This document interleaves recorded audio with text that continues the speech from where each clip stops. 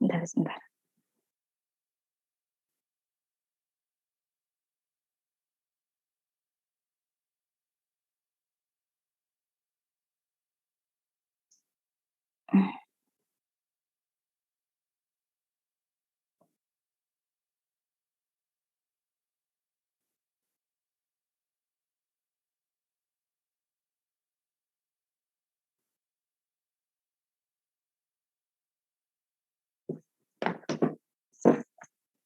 Oke, kelas. Nah, seperti biasa Ibu ingin mengumpulkan nilai partisipasi ya.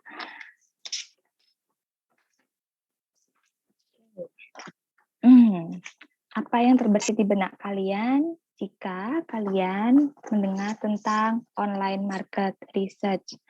Yuk, siapa yang mau komen? 1 keyword atau 2 keyword? Silakan.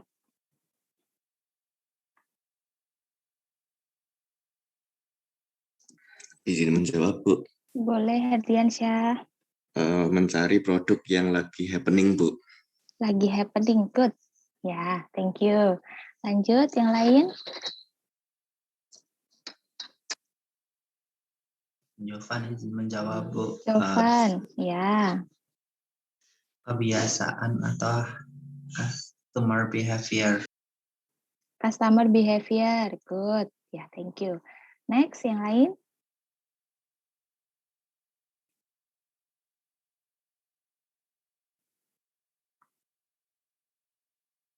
Ayo, apa yuk?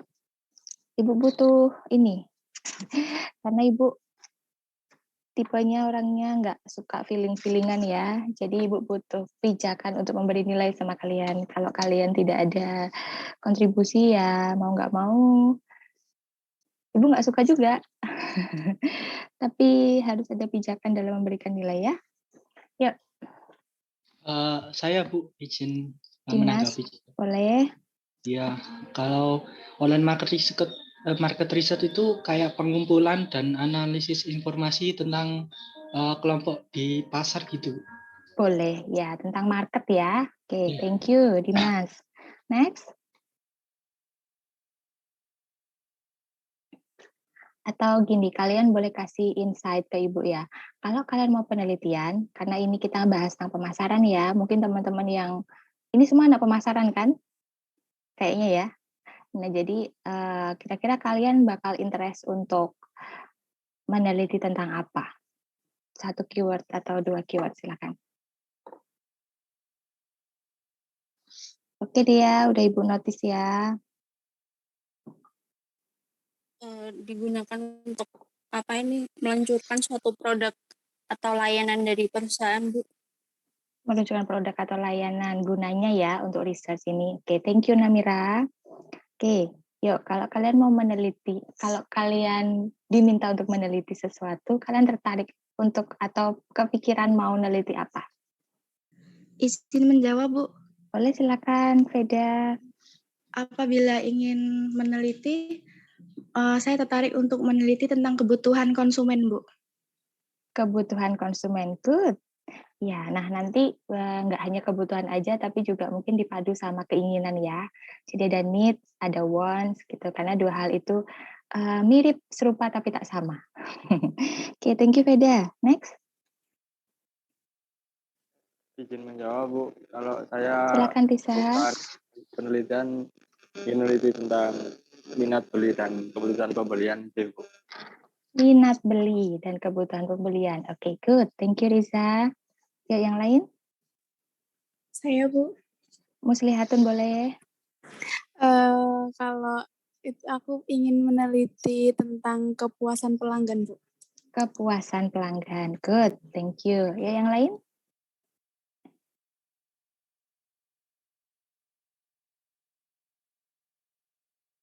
Sudah pada punya judul skripsi kan? Atau masih mau cari topik buat tulis skripsi? Izin menjawab, Bu. Boleh, Mungkin bisa silakan juga Amira. keputusan pembelian, Bu. Keputusan pembelian. Good. Ya.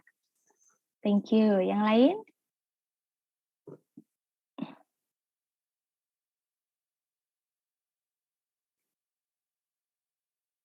Ayo, saya dapat info dari Pak Kajur kalau anak-anak 2019 sudah ngajuin judul semua loh. Makanya nih kami disuruh buru-buru buat naik lektor. Harus dipacu buat ngurus segala persyaratan itu. Bener nggak ya? 2019 sudah pada ngajuin judul skripsi? Belum. Belum. Kenapa, Aziz? Kamu masih mencari inspirasi? Kepikiran, Bu. Kenapa? Belum kepikiran. Belum kepikiran. Oh iya, nggak apa-apa. Siapa tahu nanti insight muncul tiba-tiba ya. Oke, siapa nih tadi ya? Dia. Oh, dia sudah. Oke. Yuk, yang lain. Izin jawab, Bu. Boleh, Dania. Kalau saya ingin meneliti strategi untuk menarik minat konsumen. Oke, strategi menarik minat konsumen. Good. Ya, yang lain?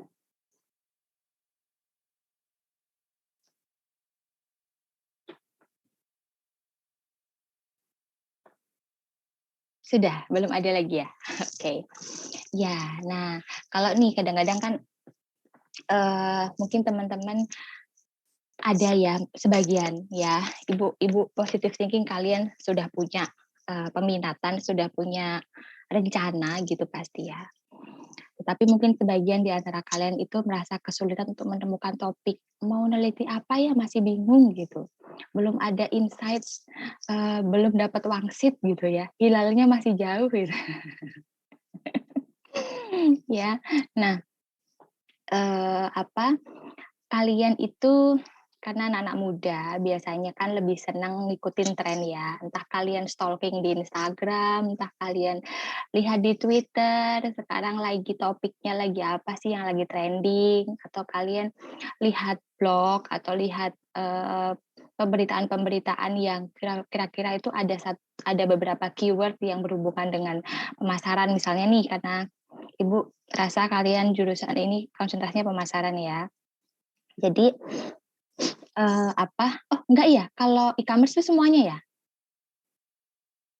Sorry Ibu, make sure e-commerce itu semuanya atau khusus pemasaran? Semua ya? Oke, baik.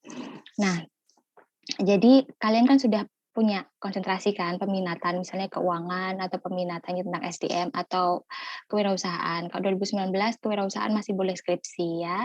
Kalau nanti 2020 ke bawah kayaknya sudah harus project bisnis yang udah jadi gitu. Nah, diupayakan untuk jadi maksudnya gitu. Ide yang diupayakan jadi suatu bisnis beneran. Nah, bagi yang mau skripsi itu tadi caranya. Jadi gini, sedikit berbagi ya. Ibu dulu waktu skripsi itu juga cari inspirasi itu juga lama gitu ya. Jadi Ibu karena dulu itu internet masih belum semudah sekarang gitu ya. Dulu aja masih belum ada Android ya. Masih apa ya dulu ya? Symbian atau apa ya, lupa Ibu.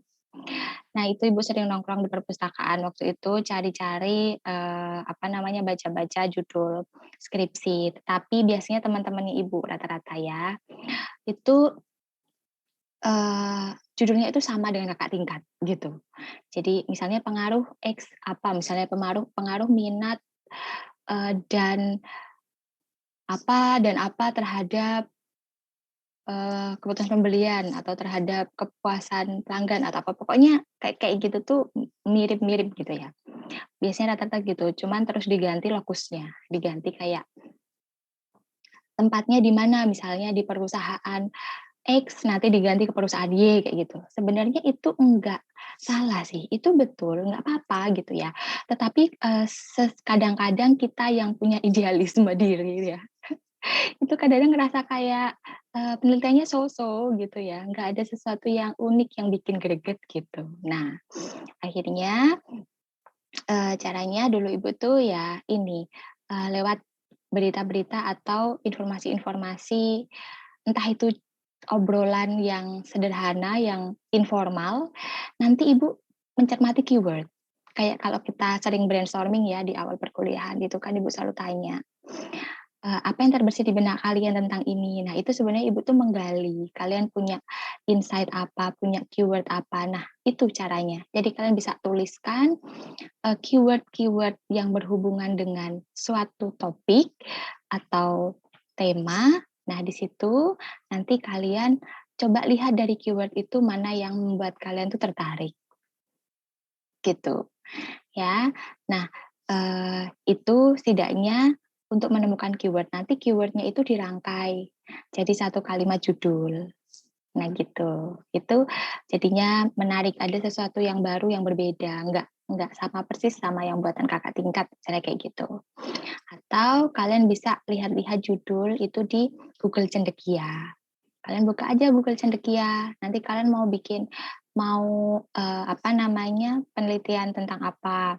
Misalnya pemasaran, kalian ketik aja marketing gitu, atau kalian mau cari tentang strategi, atau kalian mau cari tentang sosial media marketing, atau kalian mau cari tentang kepuasan pelanggan, atau loyalitas, atau yang lain, atau mau e-commerce itu sendiri. Ya, kalian ketik keyword-nya aja nanti muncul banyak contoh judul. Ya, di situ nanti kalian pilih yang kira-kira bagus keyword-nya, terus coba kalian padu-padankan dengan keyword yang lain gitu ya. Jadi ada unsur yang berbeda di judul penelitian kalian. Jadi sekarang lebih mudah untuk cari inspirasi ya. Atau kalian lagi nongkrong nih, lagi nongkrong di kafe atau apa, terus kalian lihat pengamatan lingkungan ya. Kemudian kalian lihat kondisinya seperti apa. Oh, ini kok kafenya cozy ya, nyaman ya, rame juga ya. Sebenarnya mereka suka ke sini kenapa ya? Nah, gitu. Apakah karena suasananya nyaman? Apakah musiknya berpengaruh maksudnya, apakah lighting ini membuat orang menjadi lebih berlama-lama di sini, ataukah keramahan dari pelayanannya, ataukah kopinya yang enak, ataukah harganya terjangkau, ataukah karena kafenya ini itu lagi nge-hype di Instagram, ataukah memang lokasinya di sini tuh strategis, ataukah karena parkirannya luas, enak, ataukah di sini sering ngadain event, ataukah apa gitu ya. Itu banyak banget jadinya, keyword-nya itu ketemu banyak banget. Nah, kalian tuh bisa sampai over ide gitu ya. Gitu, tinggal nanti dipadu-padankan untuk, oke saya mau fokus ke mananya ya. Nah, gitu ya. Banyak sebenarnya ide-ide untuk penelitian. Gitu. Jadi kayak kalau dosen ya, itu nanti kalian akan sering ya melakukan penelitian ya. Kayak ini Ibu lagi ras banget ya waktunya untuk diminta bikin proposal penelitian. Ya kayak contohnya ya Januari kemarin Ibu ngajuin 4 judul penelitian. Kemudian Februari itu ada 3 ya, Februari itu 3 proposal. Maret ini tuh kemarin baru aja 4 ya. Jadi 3 proposal bahkan itu diminta bikinnya dari Sabtu kemarin sampai hari ini, Sabtu, Minggu, Senin, Selasa. 4 hari 3 proposal. Wah, gitu ya. Dan itu sudah menjadi makanan sehari-hari. Jadi kalau kalian bikin proposal bab 1, 2, 3 skripsi butuh 6 bulan, ya nanti kalau jadi dosen kalian butuh sehari. Semalam bikin itu ya. Gitu. Iya, semua itu karena tuntutan ya, semakin kalian terlatih nanti akan semakin terbiasa. Oke, sekarang kita lanjut ke sini, ke online market research.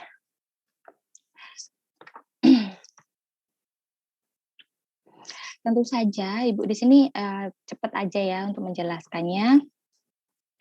Tentu saja yang namanya research itu pastikan sesuatu ya, penelitian atau penyelidikan yang sistematis gitu. Jadi kalau kalian sering nantinya riset atau kalian sudah mulai meriset ya, itu kalian akan terbiasa untuk berpikir secara sistematis gitu. Jadi ada suatu hal, suatu fenomena atau apa yang kalian lihat gitu, dan kalian ingin membuktikan itu secara ilmiah. Jadi kita menjadi orang yang tidak mudah untuk percaya ya, tidak mudah untuk kita selalu berpikir logis lah intinya. ketika ada suatu hal itu kita mempertanyakan hal tersebut gitu, apalagi hal-hal yang kayak nggak ada nggak ada unsur ilmiahnya gitu ya, itu kadang-kadang kayak nggak bisa diterima oleh pikiran kita gitu kalau kita sudah terbiasa untuk melakukan riset ya. Kemudian apa ya, itu tadi berpikir logis, berpikir runtut, sistematis gitu. Nah, kalau misalnya nanti penelitian-penelitian kalian itu kuantitatif, ya kuantitatif itu kalian akan mengumpulkan angka-angka ya. Itu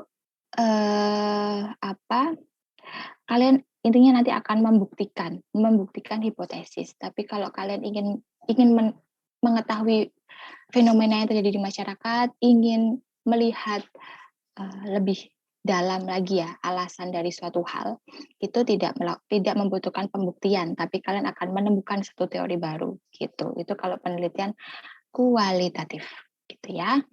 Oke, kita lanjut di sini. Ke metodologinya tentu saja ada kaidah ilmiah atau scientific ya, sehingga dapat dipertanggungjawabkan gitu. Itu kenapa Ibu pun juga menjalankan ini ya dalam kehidupan sehari-hari ya, termasuk dalam hal memberikan nilai kalian. Ibu tidak bisa kok misalnya kayak anak ini dia sering komen, anak ini dia kelihatan aktif di kelas dan langsung auto A. Itu Ibu tidak bisa begitu. Ibu tetap harus bandingkan juga dengan nilai UTS kalian gimana, dengan nilai UAS kalian gimana, dan seterusnya gitu. Jadi ada perhitungannya yang harus dihitung betul gitu ya, yang persentasenya ada di kemarin kalau di RPS itu yang bisa kalian download ya.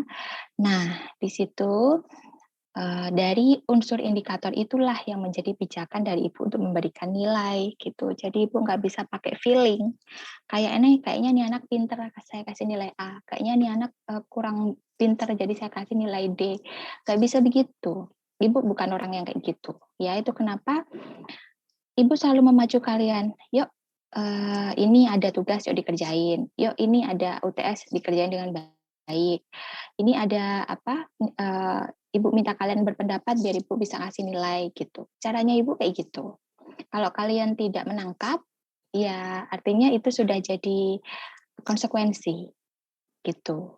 Ya, jadi karena Ibu bukan tipe kayak feeling-feelingan gitu ya, kayak yang saya kasih ini atau semuanya dapat nilai A gitu.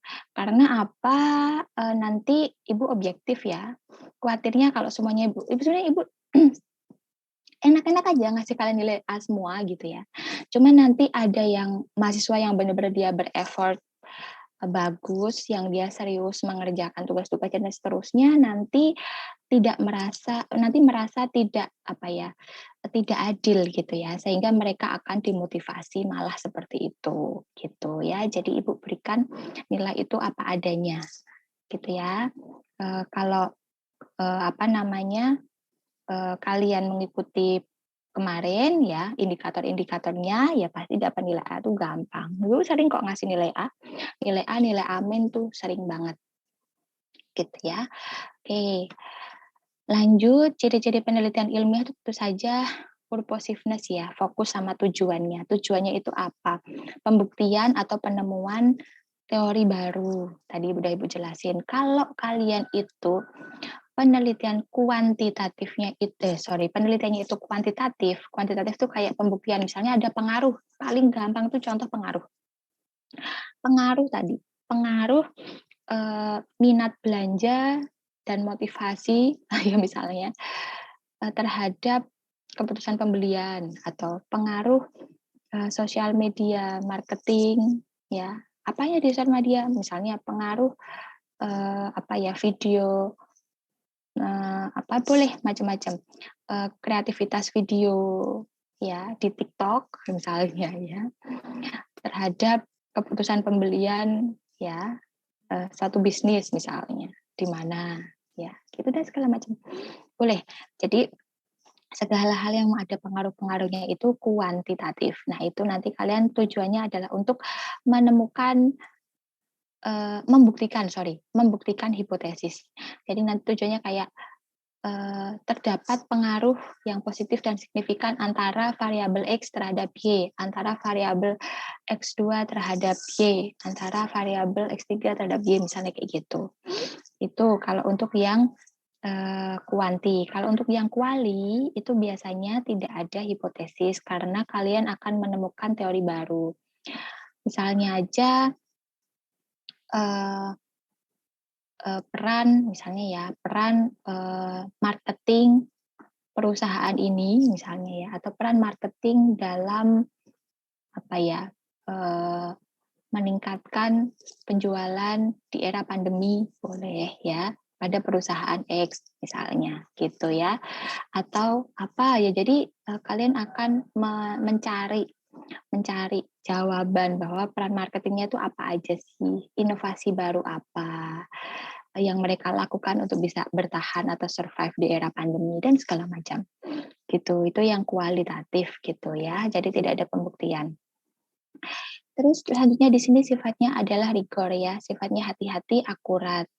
Jadi harus hati-hati dengan cara mengumpulkan sampel yang tepat ya. Kalau misalnya kalian mau mencari tahu tentang sosial media marketing ya, kalian cari respondennya itu orang-orang yang pakai sosial media gitu. Jangan orang yang nggak ngerti soal sosial media ya, nggak nyambung, hasilnya nanti nggak akan valid ya.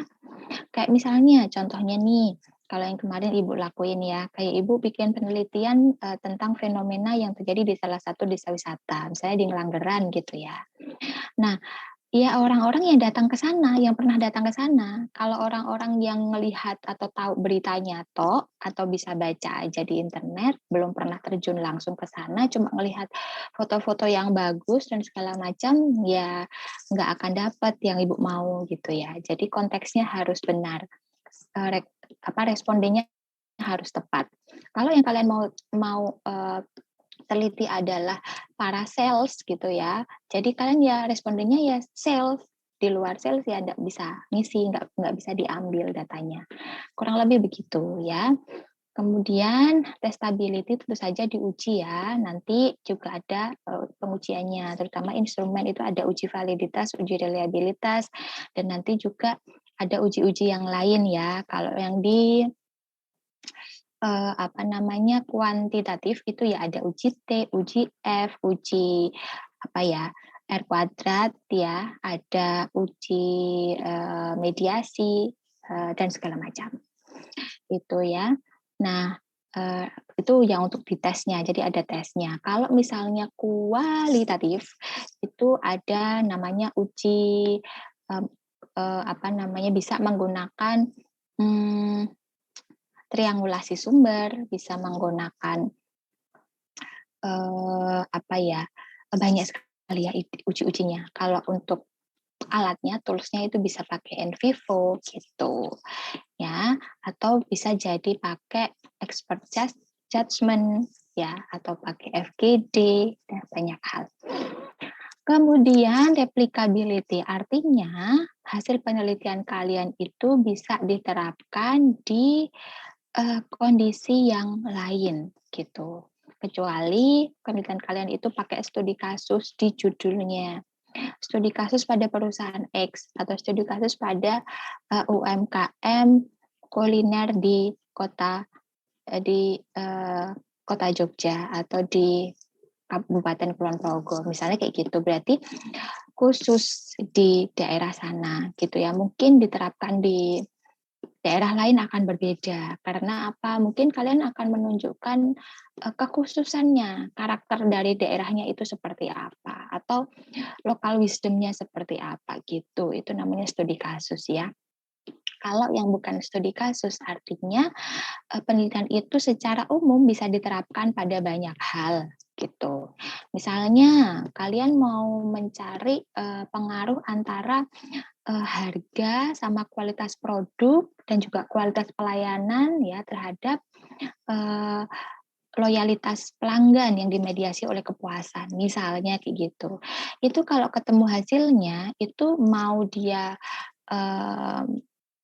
maksudnya perusahaannya itu jualan clothing, atau mau jualan kuliner, atau mau jualan yang lainnya, itu penerapannya akan sama. Jadi penerapan tentang pengaruh harga produk dan juga kualitasnya itu akan tetap berpengaruh pada kepuasan atau loyalitas pelanggan tadi gitu ya. Jadi bisa diterapkan di dalam situasi yang berbeda. Tapi kalau studi kasus memang tidak bisa ya. Kemudian di sini tentu saja ada precision dan confidence ya. Jadi hasil itu memang tidak bisa 100% sama, tetapi dia memiliki atau mendekati realita atau kenyataannya ya, sehingga tingkat kepercayaannya itu tinggi. Misalnya signifikansi 1-5%. Gitu. Nanti kalau masuk ke SPSS tinggal diolah ya. Kayaknya kemarin sering kan tiap tahun ya Hima bikin pelatihan tentang SPSS kan. Nah, kalian ikut-ikut itu ya. SPSS itu untuk yang kuantitatif. Gitu. Kemudian objectivity tentu saja objektif ya, jadi tidak subjektif. Nah, termasuk kalau misalnya nih ada nih dosen atau mungkin senior kalian yang bilang kalau penelitian kualitatif itu subjektif, misalnya gitu. Kalau kuantitatif kan objektif, soalnya kan pakai data. Jadi ya data di lapangan kayak apa ya udah itu hasilnya gitu ya. Gitu. Nah, tergantung cara ngolahnya. Ya. Jadi yang kualitatif pun juga bisa objektif gitu. Selama kita benar-benar menemukan data hingga sampai titik jenuh. Gitu. Misalnya kita mewawancarai 5 orang. Kok dia cenderungnya misalnya tadi ya. Contohnya aja, kita mau neliti pengaruh harga terhadap loyalitas dari konsumen, misalnya aja contohnya itu. Jadi kita nelitinya kayak gini, peran strategi apa ya? Peran pricing strategi gitu ya pada bisnis kuliner di Yogyakarta, misalnya. Berarti kan kita mau explore tentang peran pricing strategi toh. Nah, di situ di dalam benak kita berpikir bahwa kalau harganya murah ya pasti kulinernya rame gitu ya. Di benak kita akan begitu. Tetapi kita juga harus mewawancarai banyak orang dari banyak sudut pandang gitu. Misalnya kita mau wawancarai dari kalangan mahasiswa, dari kalangan orang yang udah kerja, eksekutif muda, dari kalangan pebisnis kuliner, dari kalangan pemerintahan misalnya suka nongkrong kulineran gitu ya, atau dari dari family misalnya, atau dari orang-orang yang kategorinya lebih senior. Nah, dari banyak pihak itu, dan kita tentukan lokusnya di DIY, itu kita akan menjadi objektif. Gitu. Oh, ternyata hasilnya itu malah tidak selalu ya kalau harga murah itu peminatnya banyak. Buktinya ternyata ya dari hasilnya ini ya begini gitu. Ternyata yang kuliner yang punya segmentasi tertentu pun juga nggak kesulitan untuk cari konsumen gitu, karena mereka punya strategi atau mereka khusus segmentasinya untuk ini dan segala macam. Ya, jadi intinya adalah bagaimana cara kalian menemukan data itu. Ya, jadi harus objektif. Di situ entah itu kuanti atau kuali, itu nanti kalian bisa objektif. Kemudian generalisability ya, jadi ini semakin luas tingkat generalisasinya maka semakin bermanfaat. Jadi kalau misalnya tadi ya tidak dibatasi skupnya hanya di DIY, hanya di satu desa tertentu atau satu tempat tertentu, satu perusahaan tertentu, itu studi kasus. Nah, itu berarti umum general ya. Tapi biasanya kalau untuk penelitian S1 itu studi kasus nggak apa-apa, atau lokasinya sempit nggak apa-apa. Tapi kalau kalian sudah S3 ya kayak nanti Ibu penelitian gitu, ya itu harus bisa diaplikasikan seluruh Indonesia istilahnya gitu ya, seluruh Nusantara ini, ataupun bisa jadi referensi untuk sampai ke global. Nah, seperti itu. Jadi skupnya kan lebih luas. Artinya kalau skupnya lebih luas, kita lebih rinci dalam membuat indikator atau instrumen. Karena masing-masing daerah itu akan memiliki keunikan tertentu, memiliki karakteristik tertentu. Nah, itu bisakah kita melakukan generalisability-nya kayak gitu ya. Nah, itu kenapa sometimes kalau misalnya pemerintah ya sedikit ya, itu membuat kebijakan gitu. Kadang-kadang ya memang sulit gitu. Kenapa? Karena Indonesia itu sangat variatif gitu ya, sangat variatif. Mau bikin kuliah online misalnya ya, tapi di luar Jawa kira-kira stabil nggak sinyalnya? Kira-kira mereka punya akses nggak untuk perangkatnya dan segala macam, gitu ya. Jadi sometimes ketika membuat kebijakan secara general itu memang tidak bisa memuaskan semua pihak. Sama seperti kalian ketika membuat satu keputusan tertentu, nggak bisa kok semua orang menjadi suka gitu ya atau menerima keputusan kalian. Pasti ada yang pro dan kontra, ada yang komplain misalnya ya, ada yang setuju, ada yang nggak setuju dan seterusnya ya, karena memang sulit ya, mengeneralisasi itu sulit sekali. Itu lanjut parsimonia. Jadi di sini adalah bagaimana kita melihat ya, dalam penelitian itu kan ada variabel-variabelnya. Itu bagaimana kita bisa menunjukkan variabel-variabel tersebut itu sebagai bagian dari kayak kita itu bisa menemukan satu jawaban dari variabel itu gitu loh. Ya, di situ.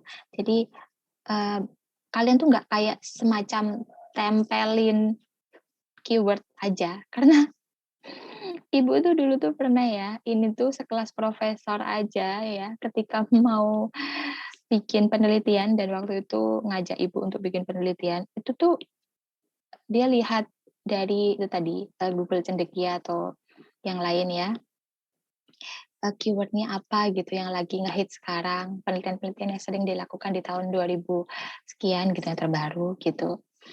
Kayak gitu, terus diambil keywordnya terus ditempel-tempelin, terjadi satu kalimat gitu. Sampai yang, astaga itu mau neliti apa sih? Nah gitu ya, kelihatannya saya kayak keren gitu ya, pakai bahasa-bahasa atau istilah-istilah yang baru, yang apa gitu. Tapi malah itu sebenarnya nggak nyambung atau nanti malah nggak ngerti arahnya itu penelitiannya mau seperti apa. Ya, jadi kalau kalian mencari inspirasi keyword itu boleh, tapi cobalah kalian lakukan atau gunakan unsur logis atau realistisnya kalian ya, bahwa keyword-keyword itu nyambung dalam satu rumpun yang sama. Gitu ya. Kemudian tujuan penelitian di sini ya untuk reporting, description, explanation, prediction, control ini tadi nanti dibaca ya. Nah, kontribusinya tentu saja ya untuk keilmuan dan juga untuk implikasi manajerial. Nah, misalnya kayak ini implikasi manajerial itu kayak kalian studi kasus di perusahaan X. Nah, berarti hasil dari penelitian kalian itu jika dibaca oleh perusahaan X, itu dia akan mendapatkan insight atau informasi bahwa oh kondisinya kayak gini toh. Oke, kalau gitu saya jadikan riset ini sebagai pijakan untuk membuat suatu kebijakan perusahaan. Nah, kayak gitu. Itu lebih praktis ya. Artinya ada impact, ada dampaknya. Artinya penelitian kalian tuh bermanfaat, nggak cuma sekedar teori aja gitu. Kemudian pemasaran ini kalian juga sudah paham. Riset pemasaran itu apa ya? Penelitian tentang pemasaran ya. Nah, contohnya di sini ini contoh ya. Jadi misalnya nih seorang manajer, dia ngelihat tantangan itu masih jauh gitu. Dia ngelihat bahwa oh bisnis saya itu baik-baik aja kok. Saya nggak ada kompetitor. Pokoknya ya santuy aja udah ada banyak yang beli gitu ya dan segala macam gitu. Tapi padahal kalau dia melakukan research gitu, ternyata masalahnya udah di depan mata, kita udah nggak bisa ngelak lagi kecuali kita bikin satu inovasi atau kreasi baru kayak gitu ya. Kayak misalnya nggak ada kompetitor, itu malah mungkin kita harus bertanya, nggak ada kompetitor, kenapa nggak ada kompetitor? Gitu loh. Jadi kalian tuh harus punya pikiran kayak gitu. Kenapa nggak ada kompetitor? Atau jangan-jangan memang tren sekarang masyarakatnya nggak suka produk kayak gini? Atau jangan-jangan sekarang atau jangan-jangan, memang bisnis kayak gini profitnya nggak banyak, jadi nggak banyak orang tertarik, ya, segala macam gitu. Jadi jangan kita langsung happy, "Oh happy nih nggak banyak kompetitor," gitu ya. Nah padahal, kenapa? Satu, apakah dia belum tahu peluang bisnis ini? Dua, ataukah bisnis itu sebenarnya nggak menjanjikan? Yang ketiga, apakah, sekarang masyarakatnya itu nggak suka model yang seperti ini? Atau gimana gitu. Nah, nanti itu dicari tahu kayak gitu ya. Jadi setiap ada suatu hal gitu kalian coba untuk bertanya, "Kenapa begini? Kenapa begitu?" Nah, itu ya. Nah, kalau demikian nanti kalian akan terlatih untuk berpikir logis ya. Itu kemudian loh, oke, sorry sorry. Contohnya, seorang manajer itu dia nanti kalian akan temui di ini perusahaan ya, di perusahaan itu, kadang-kadang memang pimpinan itu memutuskan sesuatu tanpa dia melakukan riset, gitu. Nah, itu nanti yang akan kedubrukan istilahnya Ibu ya, itu pasti adalah anak buah gitu ya. Karena ya, pimpinannya itu, eee, bikin ini, nanti bikin lagi itu, nanti bikin lagi ini. Nah, itu nanti nggak on the track gitu ya, rasanya itu kayak nggak ada tujuan gitu. Misalnya nih, pimpinannya itu ngerasa bahwa penjualannya itu kok turun terus ya gitu. Wah ini berarti iklannya jelek ini. Siapa sih biro iklannya? Siapa sih yang ngedesain? Siapa sih yang bikin promotional ininya, kolateralnya siapa sih? Nah, udah ganti aja sama orang lain. Kayaknya dia nggak bagus tuh desainnya. Kayaknya dia nggak bagus tuh jangkauannya dan segala macam. Kemudian minta diganti. Nanti diganti sama iklan yang lain lagi. Kayak gitu lagi, ya. Wah, ini kok jelek ya, kayak gitu-gitu, ya. Karena apa? Dia nggak riset. Kalau dia riset, ya, kalau dia riset itu dia akan tahu sebenarnya kenapa sih kok penjualannya turun? Apakah benar karena iklan? Apakah karena desain yang nggak menarik? Atau jangan-jangan jarangnya posting sehingga mempengaruhi brand tersebut tidak dikenal? Ya, berarti kan bukan masalah iklan, bukan masalah desain, tapi jarangnya posting, kan gitu ya. Ataukah karena mungkin pelayanannya jangan-jangan pada jutek-jutek, bisa jadi ya. Ataukah jangan-jangan, ketika pengiriman barang pada nggak teliti sehingga pada salah kirim barang. Terus misalnya packaging-nya rusak dan segala macam, kalau komplain nggak ditangani, nah kan masalahnya tuh apa? Kan gitu ya. Ataukah mungkin jangan-jangan variasinya, atau mungkin tekstur dari produknya, atau mungkin warnanya yang nggak disenengin, atau mungkin ukurannya, atau bentuknya, ya, segala macam, gitu. Jadi, eee, kenapa ya penjualan itu bisa turun? Nah, jangan langsung di-judgement karena iklannya jelek, gitu ya. Bisa jadi selain iklan juga ada masalah. Nah, itulah gunanya riset ya. Kemudian di sini teknik untuk mendefinisikan suatu masalah ya, itu bisa cari masalah ya. Sekarang kalian udah 2019, kalian disuruh sering-sering cari masalah. Jangan hal yang negatif ya. Carilah masalah ya. Ini kata Bu Ana kita harus sering-sering cari masalah gitu. Wow ya. Aduh itu ya. Susah nih kalau jadi dosen ini ya. Tadi pleset-pleset ini ngomongnya. Ya, jadi cari masalah dalam hal penelitian. Oke, bukan cari masalah dalam hal yang negatif ya. Kalian ngamuk-ngamuk di tengah jalan gitu. Oke. Jadi di sini bisa kalian dengan cara ya, untuk bisa mencari masalah ya, itu kalian bisa mengumpulkan informasi dasar mengenai, fenomena sekarang atau mungkin kendala yang terjadi di masyarakat atau konsumen sekarang, itu keinginannya apa, tapi nggak terfasilitasi, itu kan masalah. Konsumennya pengennya, pembayarannya bisa semua pembayaran, jadi bisa tunai, kredit, debit, e-money, apapun itu ya. Itu tapi ternyata, perusahaan X tidak memfasilitasi itu, kan masalah ya. Tapi kalau konsumennya pengennya diskonnya 90% terus, Bu, tapi perusahaan X nggak pernah ngasih diskon 90% terus, Bu, itu masalah. Ya itu masalah emang, tapi itu nggak bisa diteliti ya, gitu. Ya jadi, cari kira-kira tadi fenomenanya apa, kemudian gap-nya, misalnya itu ketemulah satu masalah ya. Atau misalnya kalian ngobrol nih, ngobrol FGD gitu ya. Kalian ikut komunitas-komunitas, Ibu yakin kalian banyak ya ikut komunitas-komunitas. Anak zaman sekarang itu kan ini ya, aktif-aktif ya. Sering ikut komunitas-komunitas apa gitu, terus ngobrolin soal topik tertentu. Nah, itu bisa bikin insight ya. Oh, ternyata sekarang yang dibicarain lagi tentang ini. Misalnya nih, affiliate marketing gitu. Ya, kalian mau meneliti tentang peran afiliator terhadap suatu bisnis gitu. Ya, silakan ya. Jadi apa namanya? Mungkin itu menarik ya, bisa dijadikan penelitian. Itu. Terus bisa kalian diskusi dengan pakar atau ahli ya, yang kalian ketahui gitu. Kalian bertanya mengenai topik tertentu, kira-kira dapat insight apa? Mungkin ini menarik nggak kalau dibahas atau untuk diteliti lebih lanjut dan segala macam gitu ya. Jadi itu bisa kalian lakukan. Kemudian di sini ada marketing research itu problem identification research atau problem solving research. Ada 2 hal. Kalian mau meneliti tentang apa? Kalau di problem identification research itu berarti kalian risetnya tentang market potensial. Tadi ada pangsa pasar ya. Siapa tadi ya mau meneliti tentang pangsa pasar?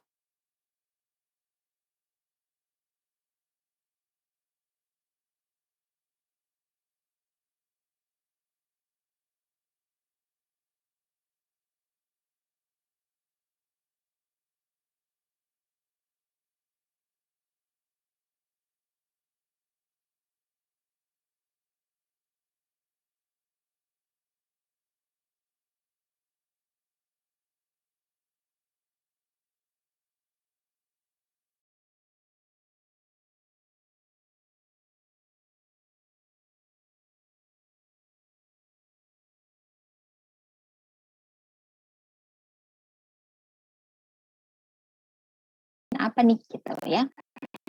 Kemudian market karakteristik ya, karakteristiknya apa? Oh, karakteristik kalau generasi Z itu sekarang perilakunya dia untuk belanja tuh kayak gini gitu. Misalnya karakteristik untuk perempuan urban ya itu sekarang kalau belanja tuh kayak gini gitu. Atau karakteristik dari eksekutif muda yaitu gimana. Nanti karakteristik dari mungkin baby boomers ya senior itu kalau belanja itu seperti apa. Nah, banyak banget yang bisa kalian eksplor atau mau kalian bandingin kalau generasi muda kayak kalian ya generasi Z gitu kalian bandingin sama generasi baby boomers misalnya kayak gitu. Itu bedanya apa sih kalau dalam dia berbelanja atau keputusan pembeliannya tuh kayak gimana sih? Nah, boleh ya. Itu lebih bagus lagi. Sales analysis ya, analisa penjualan. Jadi kayak tren penjualannya itu gimana? Tren penjualannya itu bagus, menjanjikan ya, profitnya tinggi. Nah, kenapa? Kenapa dia bisnis kok profitnya tinggi terus? Kok stuck-nya bagus progresnya bagus gitu ya. Prosesnya bagus dan dia tidak pernah kok up and down. Kenapa? Nah, itu ya jadi kalian bisa cari tahu alasannya dan hasilnya itu apa. Itu forecasting research tentang perkiraan, estimasi terhadap suatu hal. Estimasi di masa depan itu nanti untuk bisnis kuliner itu akan seperti apa ya? Estimasi di masa depan itu nanti pemasaran itu akan bagaimana ya? Misalnya gitu. Jadi banyak hal estimasi ya. Perilaku konsumennya itu mau kayak gimana ya? Trennya seperti apa ya? Segala macam. Terus bisnis trend, ini tentang tren dari bisnis ya. Nah, kalau problem solving itu tentang segmentasi, produk, pricing, promotion, distribution. Kalian bisa cari lah dari 8P ya. Di situ untuk sebagai inspirasi judul gitu ya. Apakah kayak tadi Ibu bilang pengaruh antara price produk, berarti kan itu udah 2P yang dipakai terhadap apa gitu. Padahal kalau Ibu ini biasanya Ibu akan kasih materi ya, insight tentang 8P, nggak cuma 4P gitu ya. Jadi ada price, ada produk, price, promotion, place, people, process, physical evidence, partnership. Nah, gunakan aja itu 8 keyword itu kalian comot yang mana misalnya, terhadap apa gitu, atau kalian mau mengeksplor salah satu dari, P tersebut untuk lebih dalam lagi, boleh ya. Jadi banyak banget insight ya. Terus ini tahapan riset ya. Jadi setelah tadi mengidentifikasi, kalian menentukan desainnya itu apa, exploratory, mengeksplor lebih jauh atau konklusif, kemudian ambil datanya pakai primer atau sekunder. Primer itu data langsung ya, yang kalian temukan sendiri langsung gitu bersama tim gitu. Kuantitatif ya biasanya observasi, survei, kuesioner gitu ya. Kualitatif bisa expert judgment, FGD, proyektif teknik gitu, atau pakai triangulasi sumber boleh ya. Gitu. Nah, kemudian di situ nanti kalau misalnya kayak bikin instrumen, itu instrumennya bisa terbuka, bisa tertutup. Tertutup tuh kayak jawaban yang yes or no gitu, atau pakai skala Likert 1 sampai 5. 1 sangat tidak setuju, 5 sangat setuju gitu ya. Jadi dikasih skala. Itu kalau terbuka itu titik-titik. Bagaimana pendapat Anda tentang, nah itu si respondennya akan menjawab titik-titik itu. Nah, itu terbuka. Biasanya itu dipakai untuk penelitian kualitatif ya. Kalau kuanti itu biasanya itu tertutup. Jawabannya yes or no sama skala tadi. Gitu. Terus kemudian metode sampelnya bisa menggunakan probability sampling atau non probability sampling. Jadi kalau non probability sampling itu bisa kalian sebar ke semua. Jadi kayak kalian bikin Google Form, kalian sebar ke manapun, nggak harus persentasenya sama. Misalnya karena kalian mau meneliti tentang sosial media, jadi semua pengguna sosial media, nggak peduli itu laki-laki, nggak peduli itu perempuan, nggak peduli itu masih SMP, SMA, atau kuliah, atau udah kerja gitu. Itu non probability sampling ya. Kalau probability sampling itu terukur. Jadi misalnya kalian mau ambil data mahasiswa 30 orang, eksekutif muda 30 orang, ibu rumah tangga 30 orang kayak gitu. Jadi itu terbatas. Nah, kalau non probability sampling itu lebih mudah ya. Jadi tidak ada ukurannya. Gitu. Yang penting ada yang mewakili dari masing-masing segmen yang akan kita teliti. Kemudian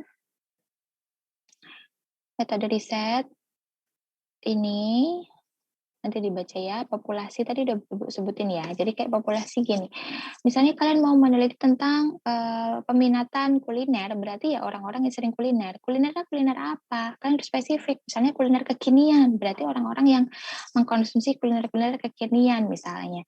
Atau kalian mau meneliti tentang oleh-oleh kekinian, berarti ya oleh-oleh kekinian. Kalau kayak bakpia itu misalnya dia sudah sudah umum ya, udah dari dulu gitu, kecuali bakpia yang sekarang rasa-rasa ya, ada rasa matcha, ada rasa-rasa kekinian, nah itu bisa masuk ke kategori makanan kekinian kayak gitu. Nah, berarti adalah orang-orang yang mengkonsumsi itu. Nah, sampelnya siapa? Nanti kalian lebih rujuk lagi sampelnya, lebih spesifik lagi. Misalnya sampelnya adalah pembeli di toko oleh-oleh X. Nah, ya udah itu ya lebih spesifik lagi tuh sampelnya ya. Gitu. Kemudian cara menentukan sampel, nanti di belakang juga ada sih. Ada yang mengatakan bahwa jumlah kuesioner kalian berapa, misalnya kalian kuesionernya 20, dikalikan 5, jadi 100 minimal gitu ya. Gitu. Jumlah sampelnya gitu. Ada yang kalian berpikir bisa, oke minimal 100, dilebihin deh biar nanti lebih hasilnya lebih akurat lagi misalnya gitu. Nah, itu juga bisa, boleh-boleh aja ya. Kemudian ini bingkai sampling tadi ya, udah Ibu sampaikan. Kemudian pengambilan sampel ya. Misalnya contohnya di penelitian Ibu ya, Ibu ingin mengetahui tentang perilaku dari wisatawan, khususnya di sport tourism gitu ya, di desa wisata Ngelanggeran misalnya kayak gitu. Berarti kan populasinya kan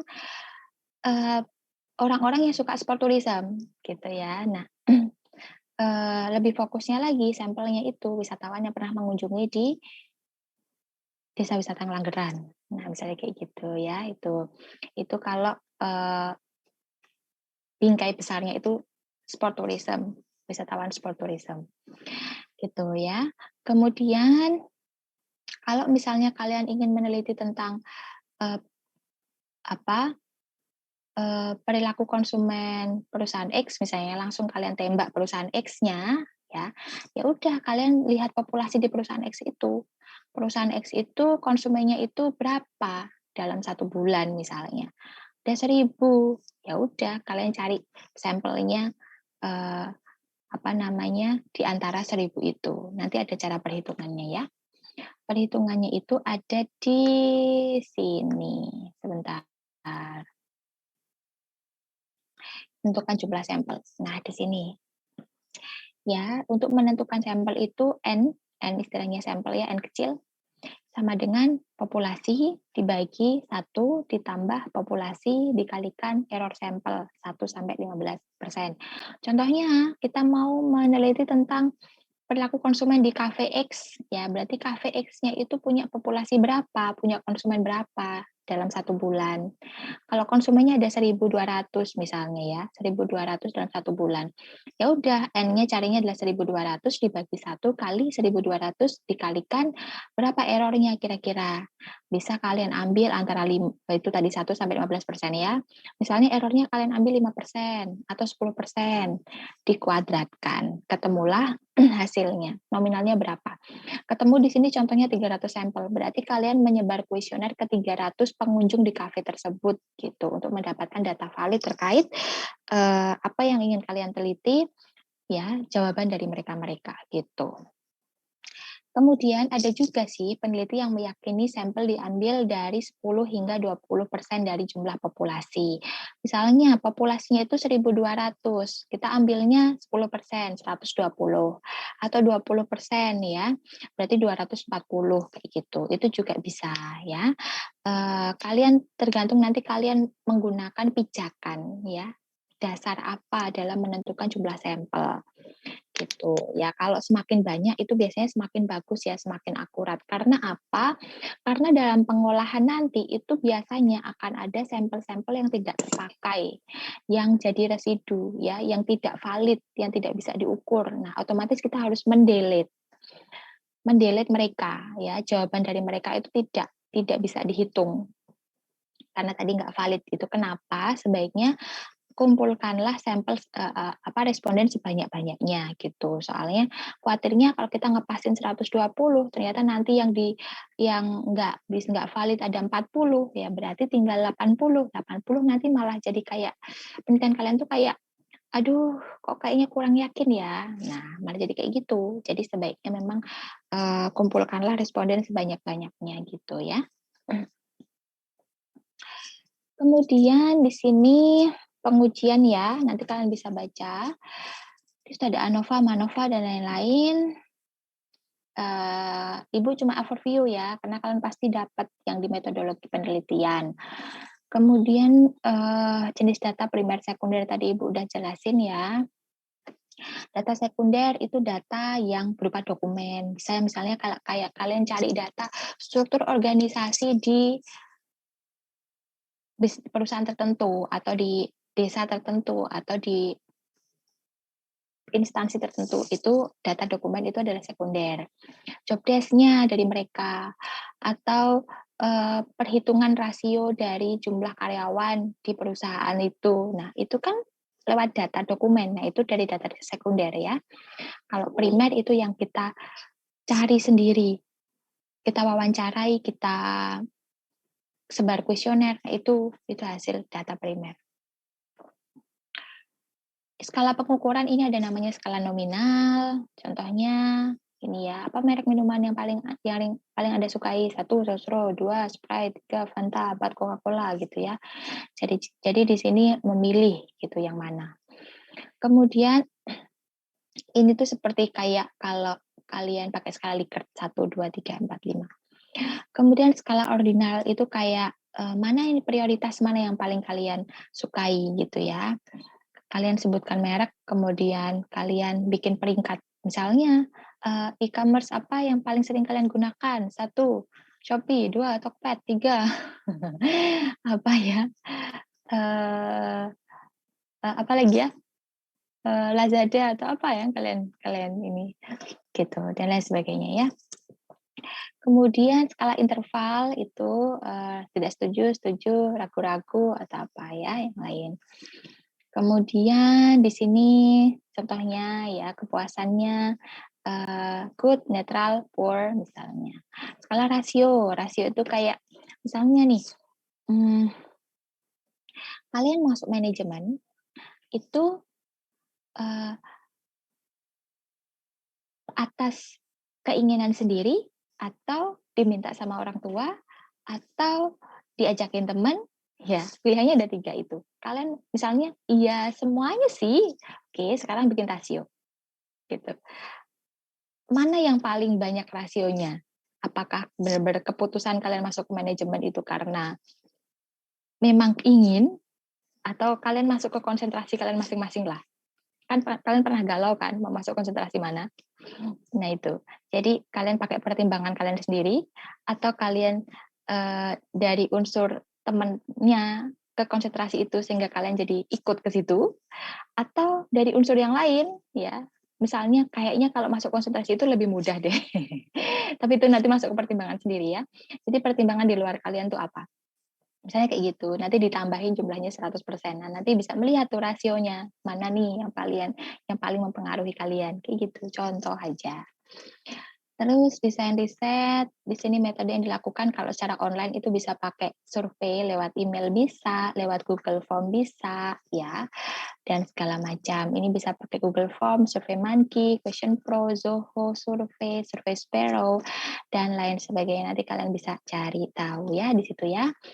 Kemudian dalam menentukan kuesioner yang baik itu masalah utama dari atau gejala dari masalah itu apa gitu ya, apa yang akan kalian tanyakan, bentuk pertanyaannya tuh kayak gimana, mau langsung atau nggak langsung, mau pertanyaan tertutup atau terbuka, ya pakailah kalimat yang efektif, jadi jangan pakai kalimat yang panjang kali lebar ya, muter-muter gitu. Kemudian pertanyaan disusun dari bobot ringan ke berat. Kemudian kuesioner juga harus diuji validitas dan reliabilitas. Jadi inti dari penelitian itu adalah di kuesionernya atau di instrumennya. Instrumen wawancara, instrumen kuesioner dan segala macam. Ya, di situ intinya. Terus kemudian respondennya harus tepat. Itu sih intinya sehingga hasilnya nanti bisa relevan dan bisa dipertanggungjawabkan gitu ya. Jadi kalau bikin pertanyaan itu satu harus nyambung sama keywordnya, nyambung sama judulnya, jangan terlalu melebar. Kecuali kalian kualitatif kan eksplorasi ya. Sehingga harus mencari jawaban atau fenomena yang lebih dalam. Nah, itu kalian bisa mencari yang lebih dalam lagi. Nah, tapi kalau kuantitatif itu jangan lupa sesuaikan dengan di judul atau keywordnya itu apa. Kemudian buatlah pertanyaan dari yang ringan ke yang berat. Misalnya, apakah Anda pernah melakukan pembelian secara online? Jawabannya ya atau tidak, gitu ya. Diawali dengan itu, jadi bukan diawali dengan misalnya pertanyaan terbuka misalnya, apa yang membuat Anda melakukan pembelian secara online. Nah, itu kan tiba-tiba langsung mencari tahu ya. Jadi buatlah pertanyaan itu yang dari ringan dulu ke berat gitu. Kemudian kalau misalnya kalian pertanyaannya itu tertutup, jawabannya tadi setuju sampai tidak setuju sampai sangat setuju, itu kalian gunakanlah pertanyaan-pertanyaan yang serumpun. Maksudnya, jika pertanyaannya itu positif, maka semuanya positif. Jika pertanyaannya itu negatif, maka negatif ya. Jadi kalau misalnya kalian bilang saya setuju bahwa harga itu harga yang murah kualitasnya tidak bagus misalnya ya. Itu kan kalimat yang positif, harga yang murah kualitasnya tidak bagus misalnya, atau harga yang mahal kualitasnya bagus misalnya kayak gitu.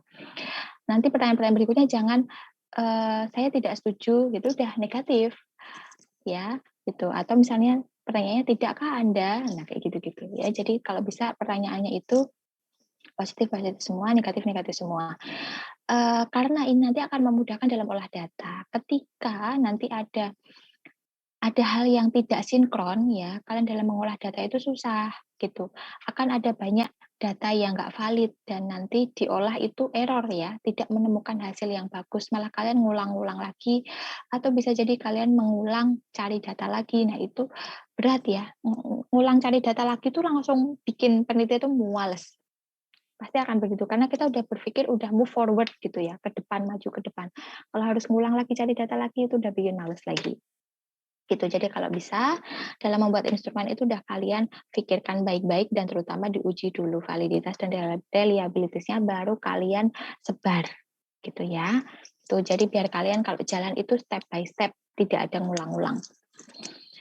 Kemudian ini prospek pengembangan pertanyaannya, contohnya di situ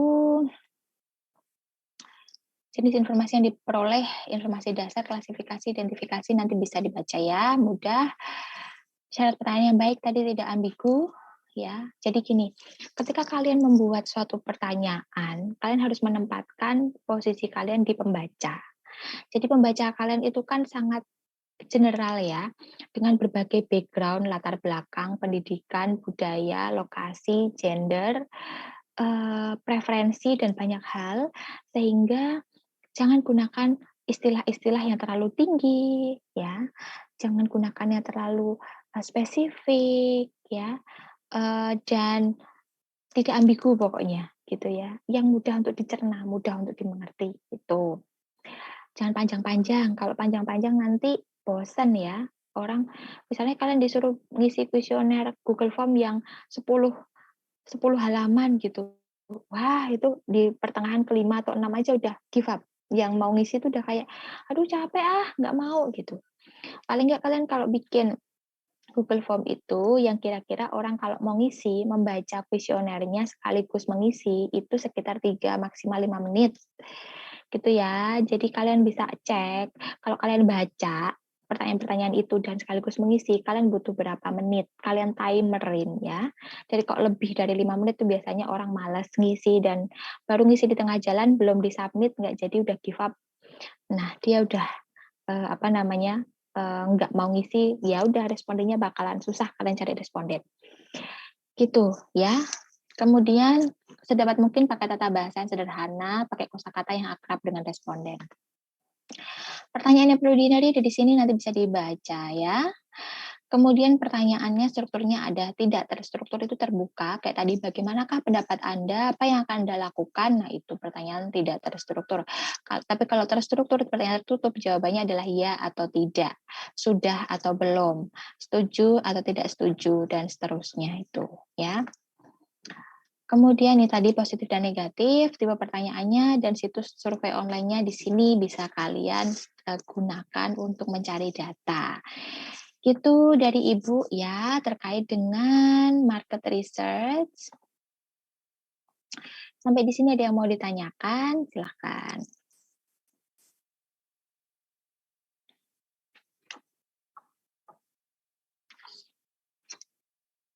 Paham kan? Atau puyeng? Masa puyeng? Ada pertanyaan enggak?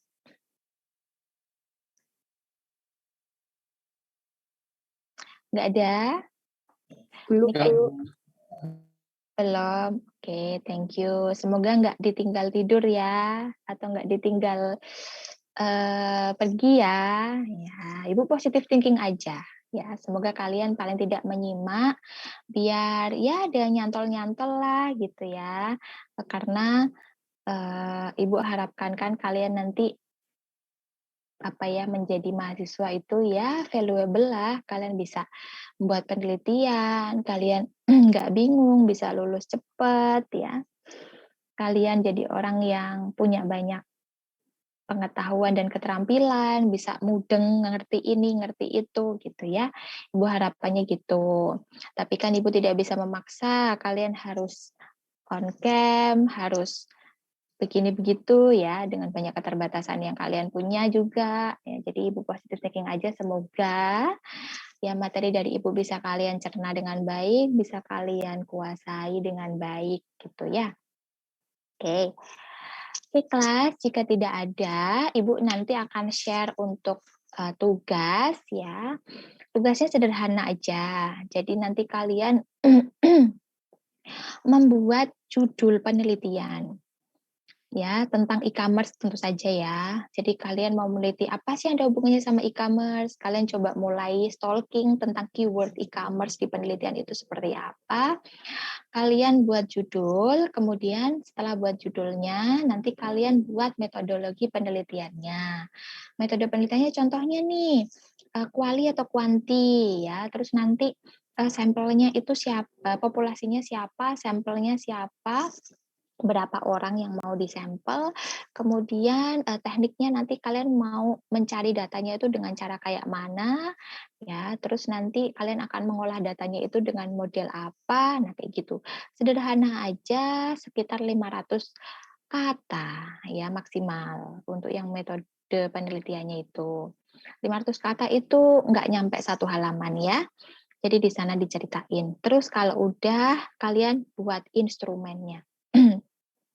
Pertanyaan-pertanyaannya untuk kuesioner ataupun untuk wawancara. Kalau di metode kalian mengatakan wawancara, ya kalian bikin pertanyaan wawancara. Kalau di metode kalian bilang kuesioner, ya kalian bikin instrumen kuesioner gitu ya. Jadi bikin pertanyaan-pertanyaan, Ibu akan lihat relevansi antara judul dengan metode yang akan kalian pakai dan juga kuesioner atau wawancaranya, instrumennya itu relevan nggak, runtut nggak, nyambung nggak, ya, match nggak. Nah, itu Ibu akan lihat di situ, sama Ibu akan lihat sejauh mana kalian menguasai atau memahami tentang materi ini. Kurang lebih itu ya untuk tugasnya. Ibu kasih waktu 1 minggu seperti biasa, 1 hari sebelum perkuliahan minggu depan, dikumpulkan lewat classroom. Oke, kelas, dari tugas kalian ada pertanyaan? Unsur errornya gitu ya Bu. Untuk unsur errornya sendiri tuh kita menentukan sendiri atau ada perhitungan lainnya ya Bu? Menentukan sendiri. Ya, jadi kalau dari peneliti, maksudnya dari teori metodologi lah, para ahli yang sudah menghitung gitu ya, itu 1-20. Jadi kita kita bisa untuk menentukannya di antara itu. Kita tidak boleh menentukan margin error-nya itu di atas itu gitu. Kita bisa menentukannya misalnya nih, kita respondennya kita ada 2.000 misalnya gitu ya. Contohnya nanti kalau kalian sudah semakin luas lagi ya penelitiannya, 2.000 responden, ya nggak mungkin dong kita pakai margin error-nya 1% gitu ya. Jadi kita gunakan yang maksimal 20% misalnya atau 15%. Tapi kalau kalian kira-kira respondennya itu sekitar ya 100, di bawah 100 gitu ya, atau 100 sampai 200, kalian boleh pakai 5% atau 10% gitu ya. Jadi kalau di bawah 100 itu biasanya 5% aja gitu ya. Itu untuk margin error-nya di situ. Gitu, Adila. Terima kasih Bu. Sama-sama. Ada lagi? Cukup ya, gue rasa udah cukup jelas. Penugasannya juga dikerjakan dengan baik ya. Kalau tidak ada, Ibu akhiri pertemuan hari ini. Thank you. Terima kasih udah datang di perkuliahan pada hari ini. Kita jumpa lagi insya Allah minggu depan dengan materi yang berbeda ya. Ibu akhiri. Wassalamualaikum warahmatullahi wabarakatuh. Waalaikumsalam warahmatullahi wabarakatuh. warahmatullahi wabarakatuh. Terima kasih Bu. Terima kasih Bu.